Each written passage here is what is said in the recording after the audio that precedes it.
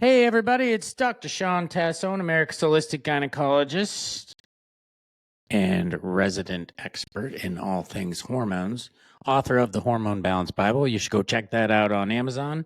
I think it's 500 pages of everything you ever wanted to know about hormones. And I talk about the 12 most common hormone imbalances in women and break those down into archetypal languages so that you can understand things a little bit better than just telling you you're low testosterone.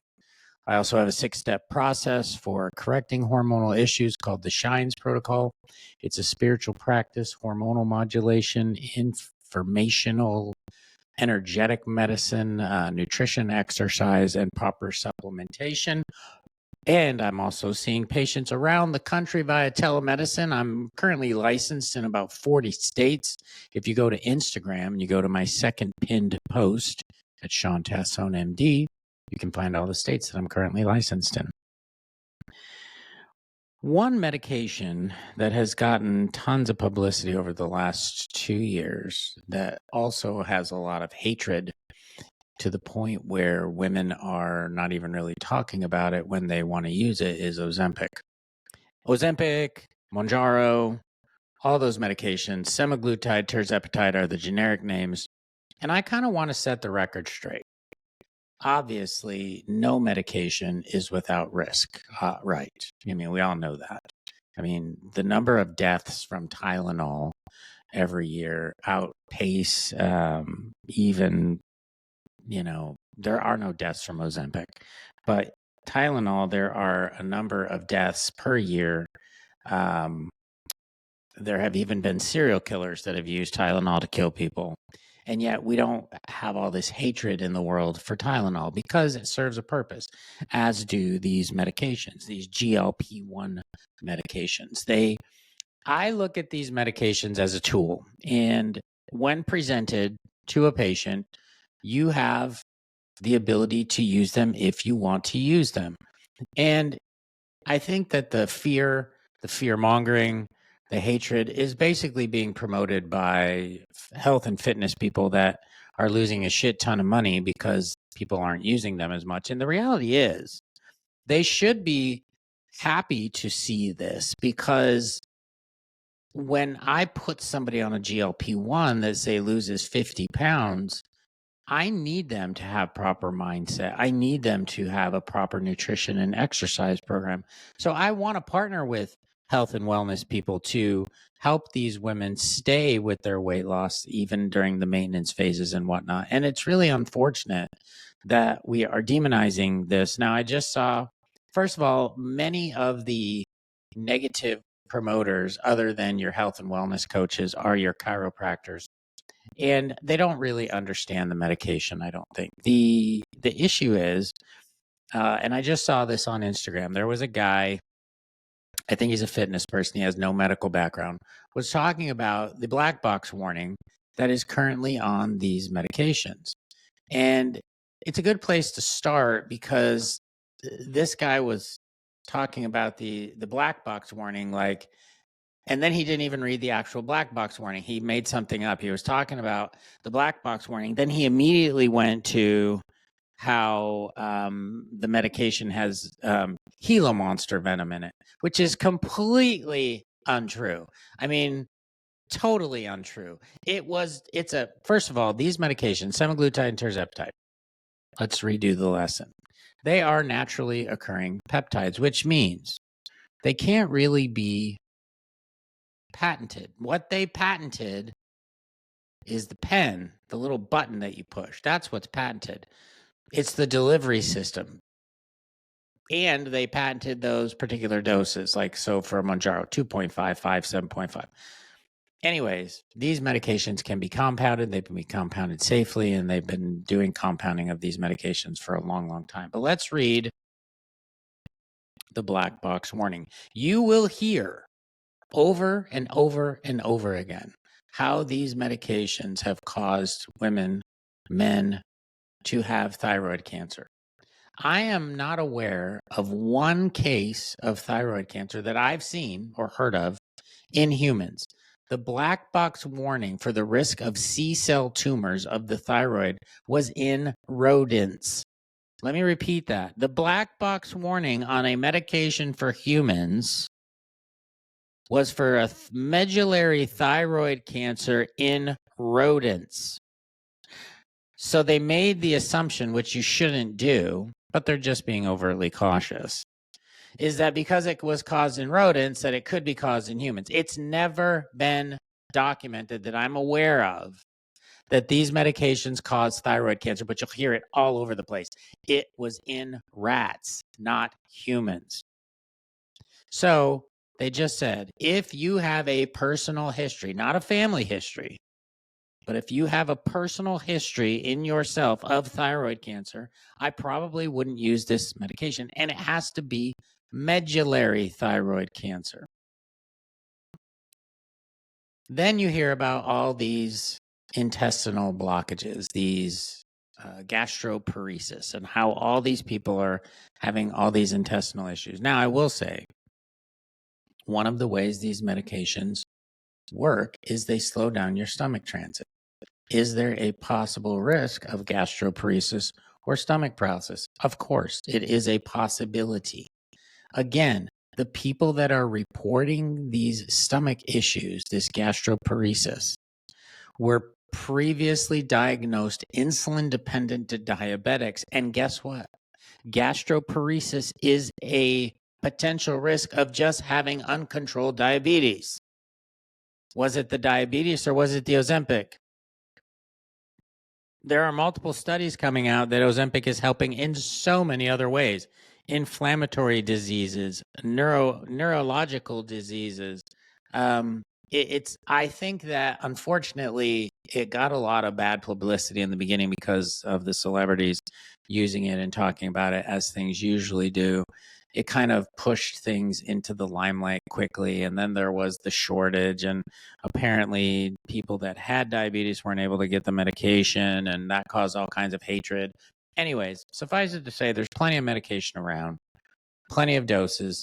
Now, there are other side effects that are reported. Pancreatitis, again, in 2 years, I have not had a personal patient that has had pancreatitis.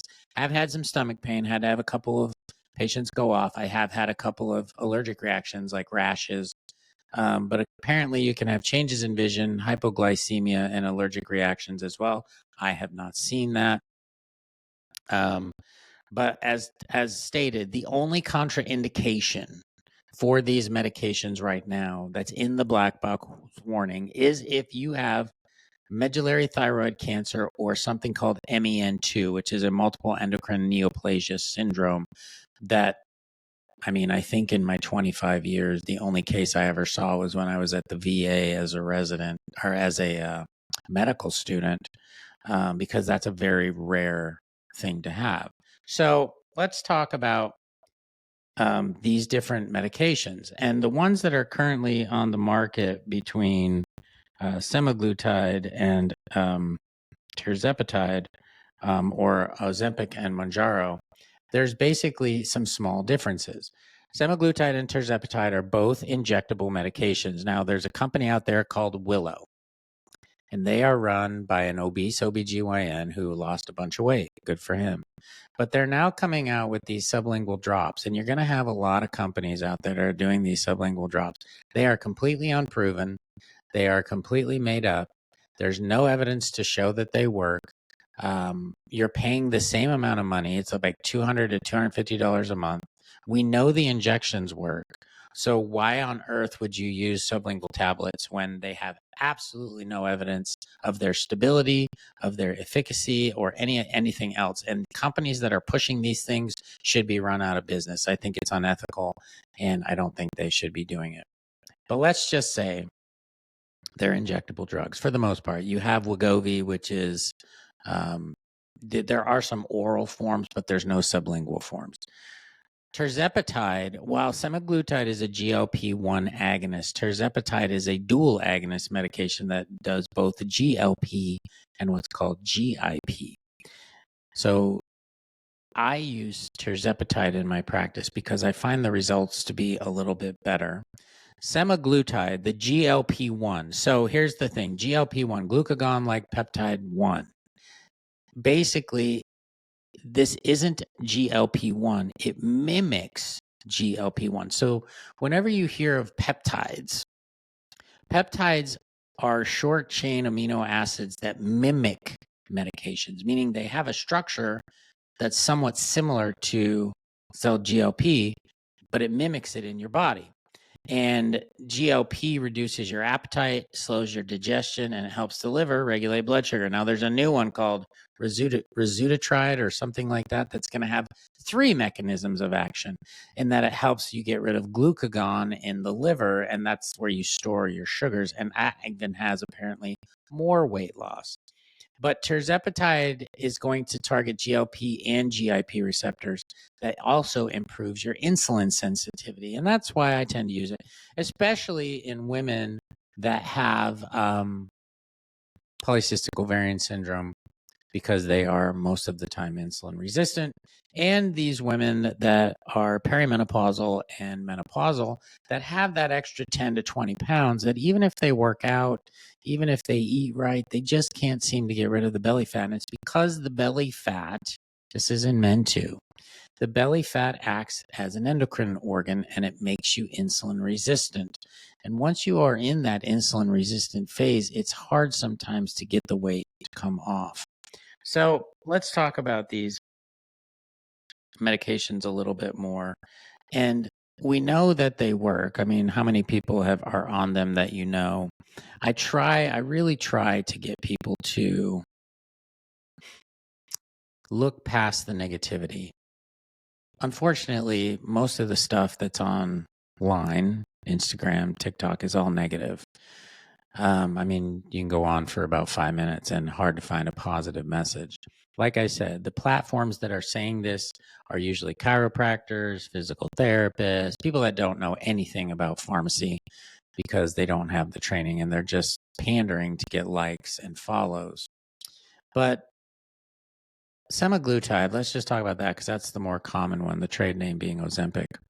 It's an injectable medication that is made by a company called Novo Nordisk, and it was initially invented to manage type 2 diabetes.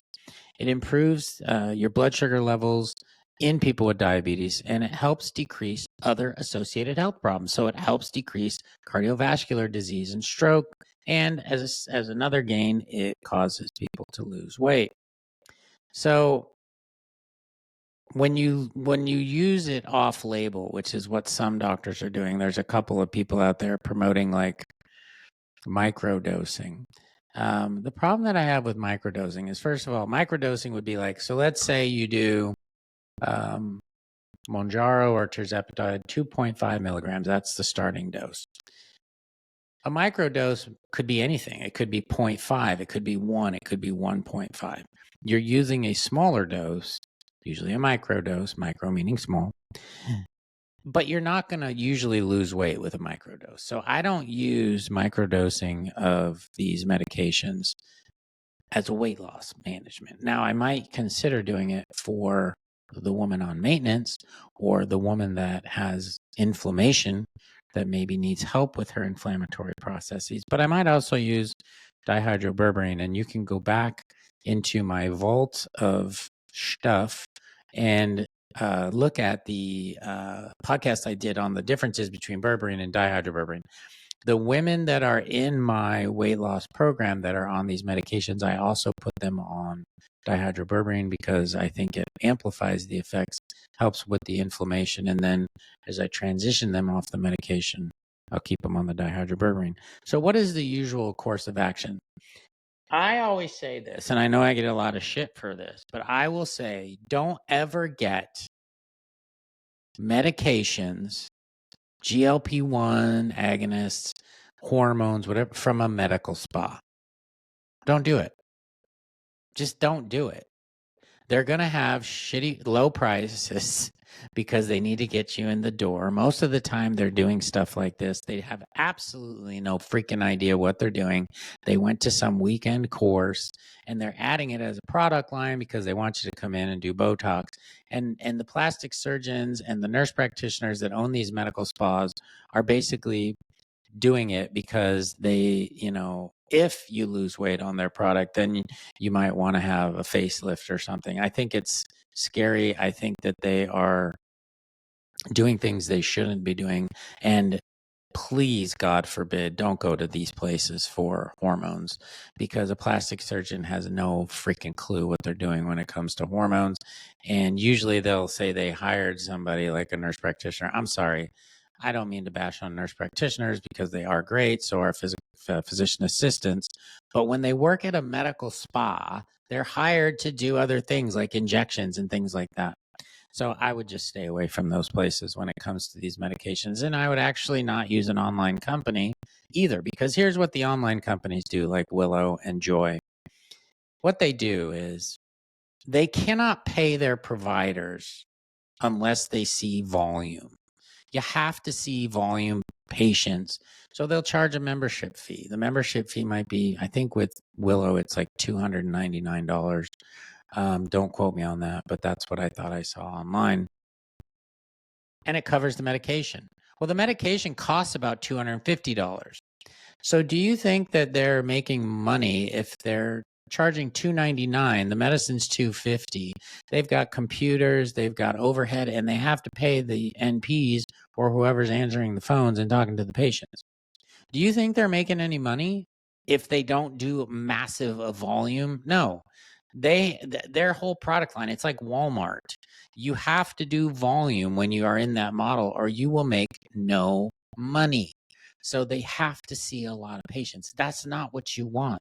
You don't want that for hormones. You don't want that for healthcare, and you certainly don't want it for these weight loss medications. So please see somebody reputable, see someone local. There's plenty of doctors now prescribing these medications. Stay away from these fly-by-night online companies that promise the world, and you're just a number. And I'll tell you what, most of the ones that I have seen also don't change the dosing.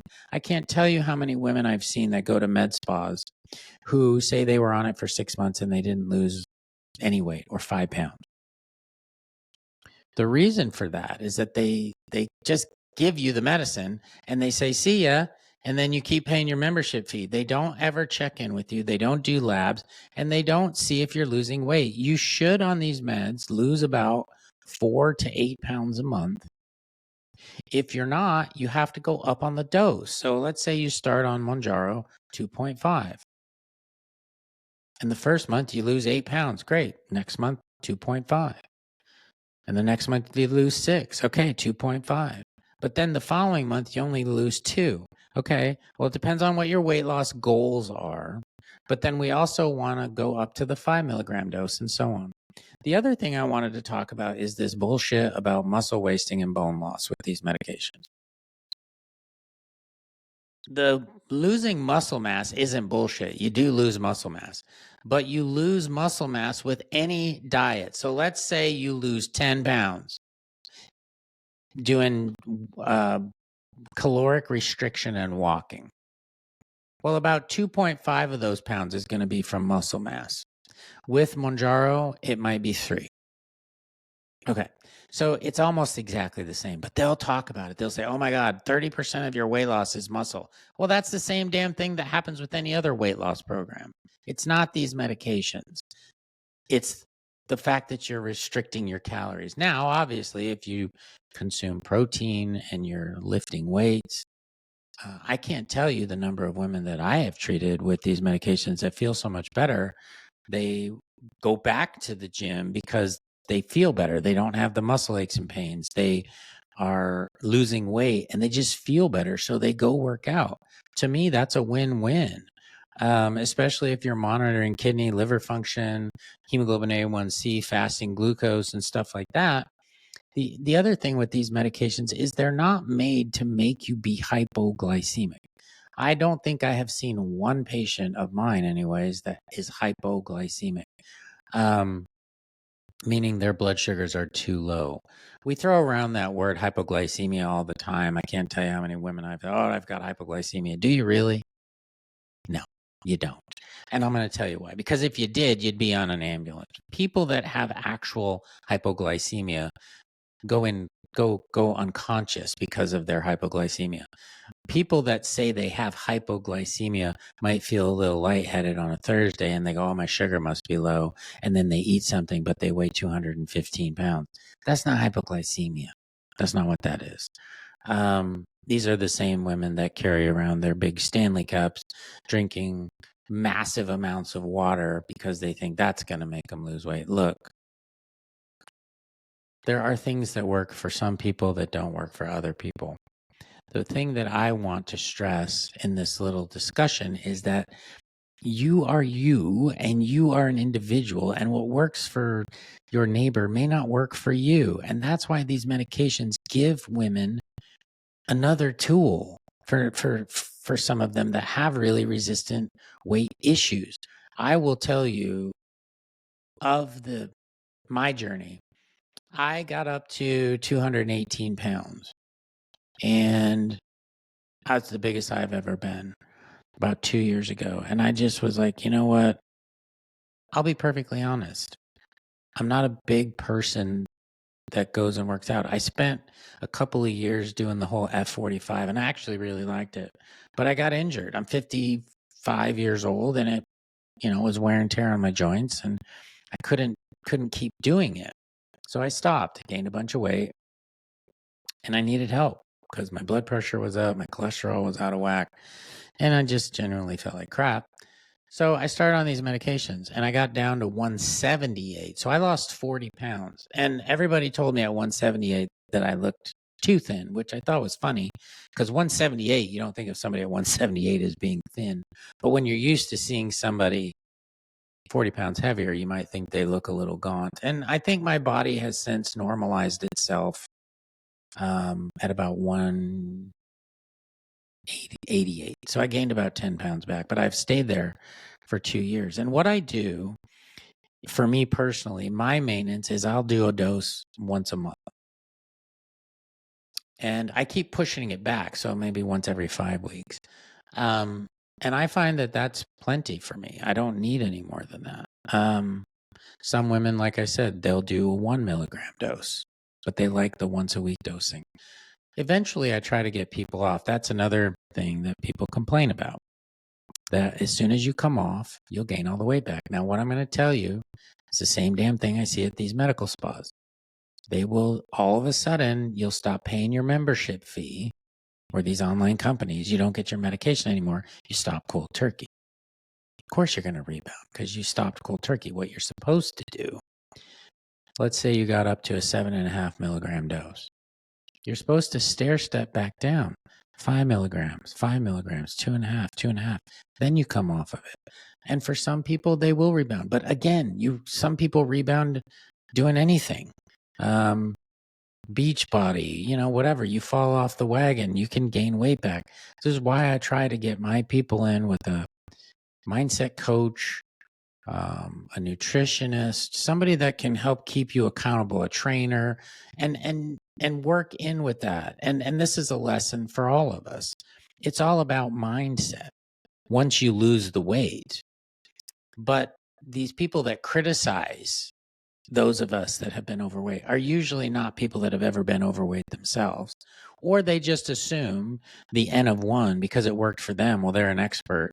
And so it's going to work for everybody. And that's just not the case, especially with weight loss, for goodness sakes.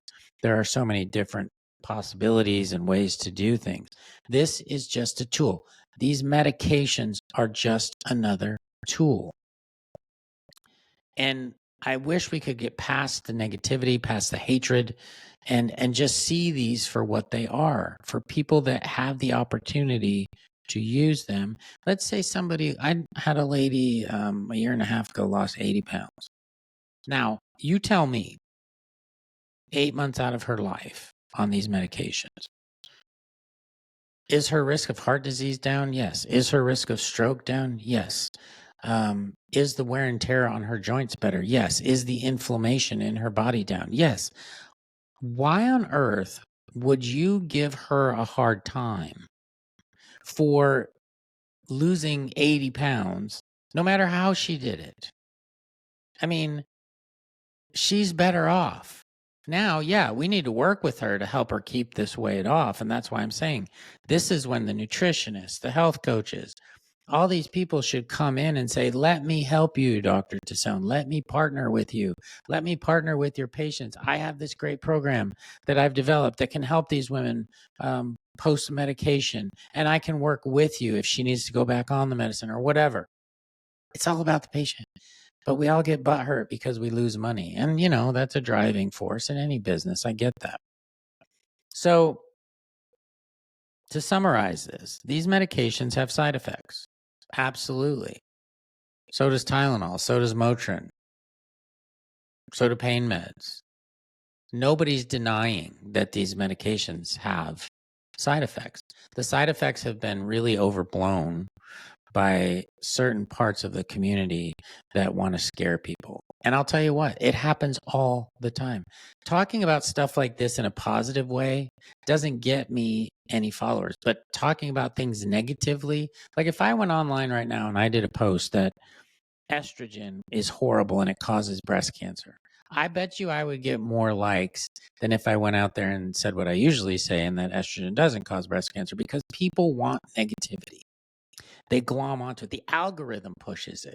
And the reality is negativity sells. I mean, look at the news. It's always negative. You can't, Jesus, ever since the election, that's all you see. But it's like, where's the real meat? The meat is you sitting down with your physician, giving you all of the options, and you picking what's right for you, not based out of fear, not based out of, what this person's trying to push on you, but how you feel about it.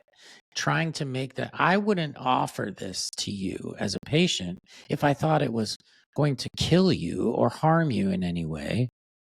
Why would I do that? That doesn't make any sense. That's, the sicker you keep people, then you'll make more money. Bullshit. That whole thing just pisses me off. It's like that is just counterintuitive and stupid and conspiracy theory. So don't buy into all the hype. Don't buy into the garbage. Sit down with somebody that actually knows what they're doing and do it in a safe and effective way. These medications are a tool. They work extremely well. They have side effects that we can work around. And for some people, it may not be the end all be all because they might have side effects. But if I have 200 patients on these medications, I can think of 3 or 4 that had side effects where I just felt like they had to stop, whether it was stomach pain or an allergy to the actual medication. I think I have had 2 of those that had a rash. Yeah, well, that's probably not something that you can use then. But I haven't really seen the horrid negativity and the black box warning. When you see somebody talk about the black box warning, talking about venom from a Gila monster, they are literally making shit up. It's derived from Gila monster venom, but you're not injecting yourself with Gila. That is the dumbest thing I have ever heard. These are the same people that would promote a plant-based medication. Okay, well, it's derived from the plant, but it's not the plant. Same thing. Same thing. So keep that in mind. I want you to not get your information based in fear. I want you to make informed decisions, and whatever is good for you is good for you. Thanks for listening to me stand on my soapbox. I hope that I was able to allay some of your fears, especially if you were thinking about the medication. Like I said, I see patients in Austin, telemedicine, local, however you want to do it. I'm licensed in 40 states. I did not take insurance, but I think it's something that if you need help with, I'm here. I've lived it myself. I've yo-yoed myself, and I have been fairly steady for the last couple of years. So get my book, The Hormone Balance Bible, if you want to learn more. I'm on YouTube, Shawn Tassone, MD. I'm on Instagram, same. And you can find me on Facebook if anybody's even on Facebook anymore. Hope you have a great week. Take care.